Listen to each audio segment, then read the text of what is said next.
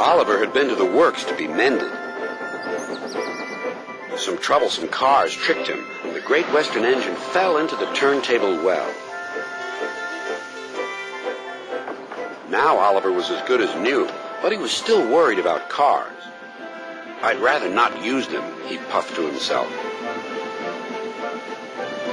But the cars sang songs rude and loud. Scruffy, their leader, led the chorus. Oliver's no use at all, thinks he's very clever, says that he can manage us, that's the best joke ever. When he orders us about with the greatest folly, we just push him down the well. Up goes old Ollie. Thomas, Duck, and Percy were shocked. "Be quiet," they ordered. But they couldn't be everywhere, and everywhere they weren't, the cars began again. Oliver's no use at all, thinks he's very clever, says that he can manage us, that's the best joke ever.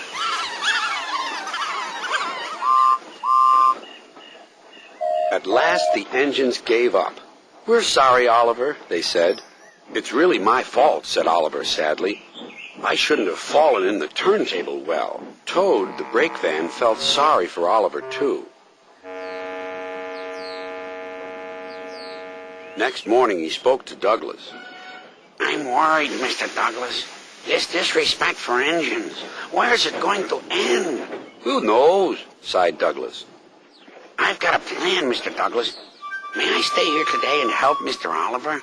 We are both Great Western and must stand together." "Certainly, Toad," replied Douglas and puffed away. Soon Toad was explaining his plan. "Goodness gracious, Toad, I don't think you should suggest such a thing to Oliver." But Oliver interrupted.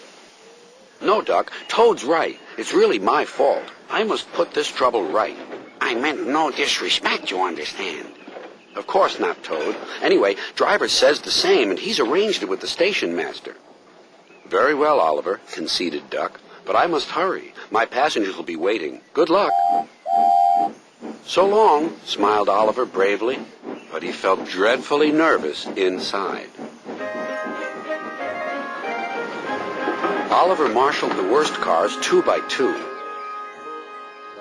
"That's the way, Mr. Oliver," whispered Toad. "And if you leave that Scruffy till last, then you'll have him behind you, and you can bump him if he starts his nonsense."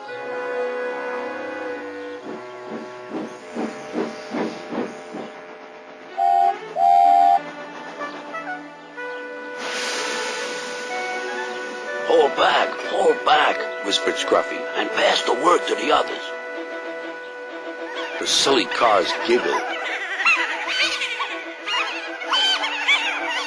But Oliver knew what to do.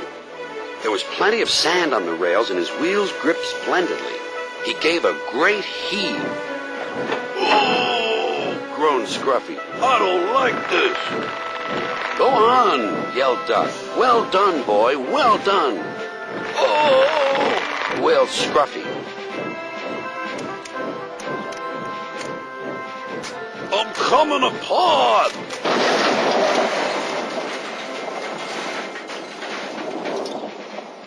And he did. Then there was trouble.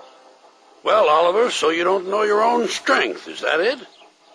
No, sir," said Oliver nervously. Sir Topham Hatt inspected Scruffy. "As I thought. Rotten wood, rusty frames. Maybe if we put you back together, you'll earn yourself a better name."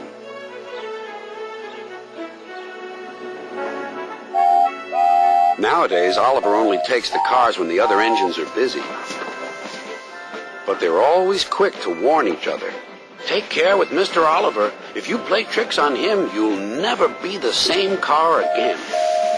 Scruffy has learned his lesson and says nothing at all.